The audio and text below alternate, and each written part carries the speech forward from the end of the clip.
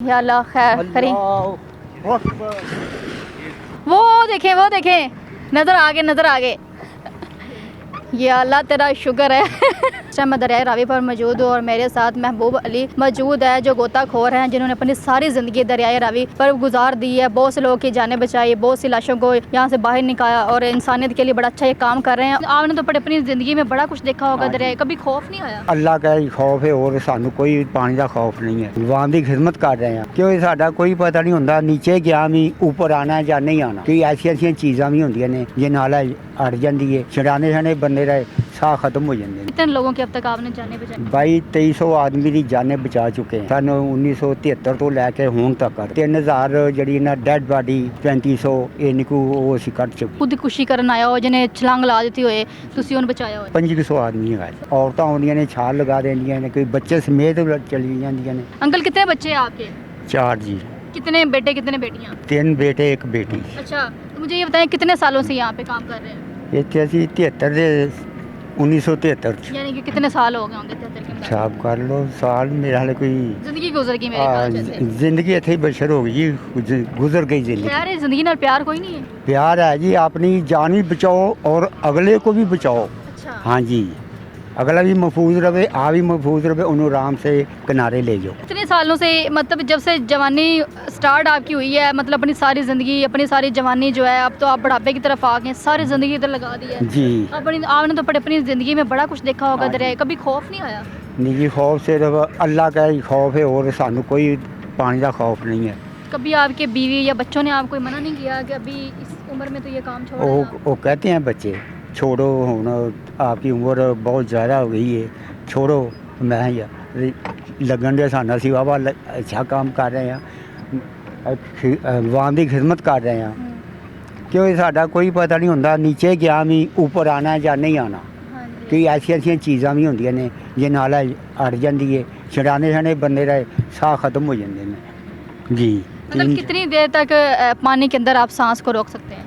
असी जी तकरीबन हुण इस वक्त कोई 35-40 सैकंड जड़े ना, हाँ जी, अपनी उम्र के इतिहास नाल वो रह सकने हैं स्कूबे तो बगैर, तो ना ही अज तक स्कूबा पाया है।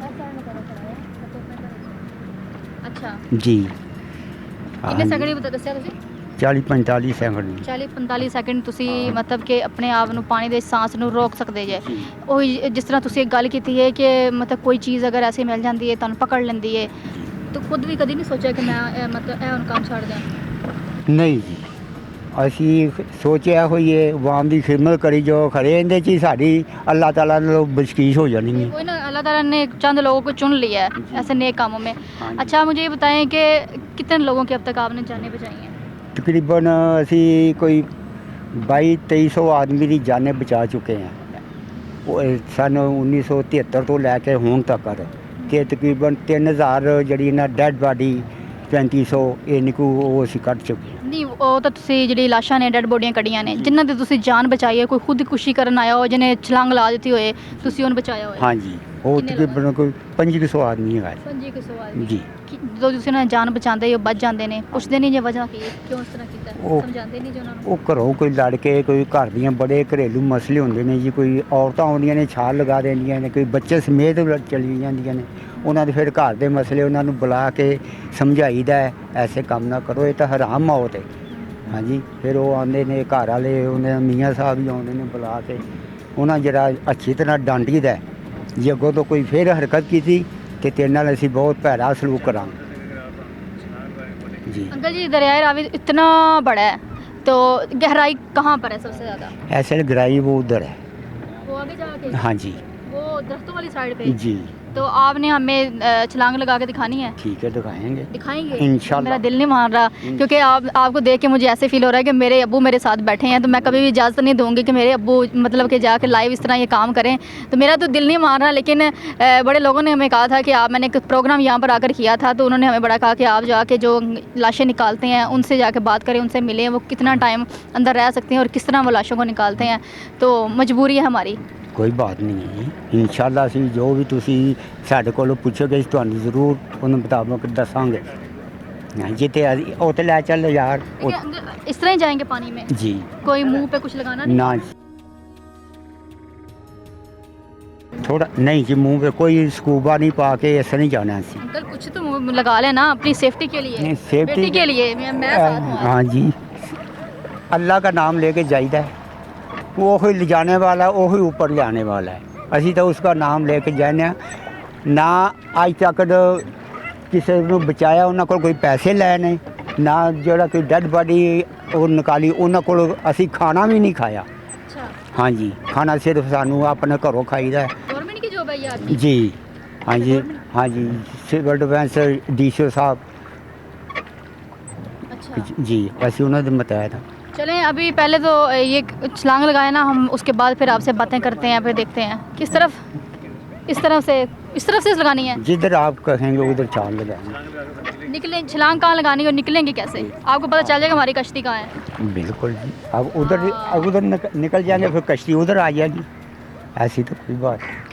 नहीं, मेरा दिल नहीं कर रहा वैसे अंकल, मेरे अब्बू की तरह तो मेरा दिल नहीं कर रहा कि आप जाए। कोई बात नहीं मैडम, ऐसी कोई बात नहीं। और इधर कर जाए, एक्सपर्ट है बहुत एक्सपर्ट है यार, वही ना ज़िंदगी सारी गुजार दी है यहाँ पर, बड़ी लोगों की जानें बचाई हैं। ये नाज़रीन अंकल जो है ये जाने लगे हैं, ये वो बहादुर इंसान है, ये बहादुर शख्स है जिन्होंने अब तक बड़ी जानें बचाई हैं। चले अंकल जी, अल्लाह का नाम लेके, या अल्लाह खैर करी। ये देखिए अंकल जी, अंकल बीच में जहाँ पर सबसे ज़्यादा गहराई थी, अभी हम उस जगह पर आए हैं और अंकल ने यहाँ पर आकर छलांग लगाई है। नाज़रीन अभी हम उस टाइम इस जगह पर मौजूद है जहाँ पर बहुत ज़्यादा गहराई है और अंकल ने यहाँ पर आकर छलांग लगाई है। अंकल नज़र नहीं आ रहे और ये देखें कश्ती हमारी काफ़ी आ गई है और अंकल किधर रह गए, किधर गए हैं? वो देखो, वो देखें, नज़र आ गए, उधर ले जाए। अंकल हाथ लगाए, ऐसे करें, ऐसे हाथ हिला दें। ये अल्लाह तेरा शुक्र है। ये बड़ा एक मतलब कि वो तो लोगों की जानें बचा रहे हैं, लेकिन अभी मेरे साथ थे तो मैं कह रही थी कि मेरी वजह से अंकल को कोई नुकसान ना हो। ज़ाहिर बात है कि वो देखें अंकल तो बड़ा एंजॉय कर रहे हैं। तो ये देखें अंकल जी आ गए हैं। ये देखिए जाना आसान था, ऊपर आना कितना मुश्किल है। ये देखिए, वाह क्या बात है अंकल जी। अंकल जी आपकी बहादुरी को सलाम है हमारी तरफ से, हमारे पूरे चैनल की तरफ से, हमारी पूरी टीम की तरफ से। क्या आप इतना बहादुर काम करते हैं इस उम्र में भी, यानी कि आज साबित हुआ कि आप वाकई बहादुर हैं और आपके बच्चे, आपकी बीवी आपको बड़ा फ़ख्र आप पे करते होंगे। हाँ जी, कितनी उम्र कितनी है आपकी? 63-64 साल, 63-64 साल, 60 से 4 64। आपके अंकल की एज देखिए कितनी ज़्यादा है और अंकल ने इस एज में भी, इस उम्र में भी देखेंगे इतना बहादुर वाला काम किया है। मुझे यकीन नहीं हो रहा था, मैंने कहा कि इस उम्र में क्या पहले करते होंगे कि अभी क्या झूठ बोल रहे होंगे, इसलिए मैंने लाइव आप लोगों को दिखाया है। और ये देखें यहाँ पर अभी भी ये काम कर रहे हैं। इन्हीं दिनों में, पिछले हफ्ते 2-3 हफ्तों में या पिछले महीने में कोई लाश आई हो या किसी इंसान की जान बचाई हो जो खुदकुशी करने आया हो? नहीं जी, एक बीबी आई सी, और सानू आउंदे बंदे दा जां औरत दा पता लग जांदा, लो जी इन्हें छाल लुगानी है। अच्छा, हाँ जी, उन्हें फिर असी उन्हें पूरा बंदोबस्त कर लीदा, मगर चाहिए उन्हें हाल पुछीदा, हाँ जी किस तरह, वो कहती है कुछ नहीं। उसले पैर पानी च रखन गए असी फिर आराम नाल उन्हें बांह तो फड़ ली, वो पुछीदा फिर आराम नाल ना दसे, फिर औरतां होंदियां कि आंदियां उन्होंने जरिए फिर औरत दस देंदी एक दूसरे नूं, फिर उन्होंने पुछ के फिर उन्हें मैडम घर पहुँचा दीदा। तो जी नाज़रीन आपने देखा अंकल जी की बातें सुनी। हमारा यहाँ पर आने का मकसद यही था कि आप लोगों को इस चीज़ की अवेयरनेस दी जाए कि आजकल लोग जो है बहुत ज़्यादा खुदकुशी की तरफ आ रहे हैं। वैसे भी खुदकुशी आपको पता है हराम है, हराम मौत मरने से परहेज़ करें। मुझे इजाज़त है, अगली वीडियो मिलते हैं, तब तक के लिए अल्लाह हाफ़िज़।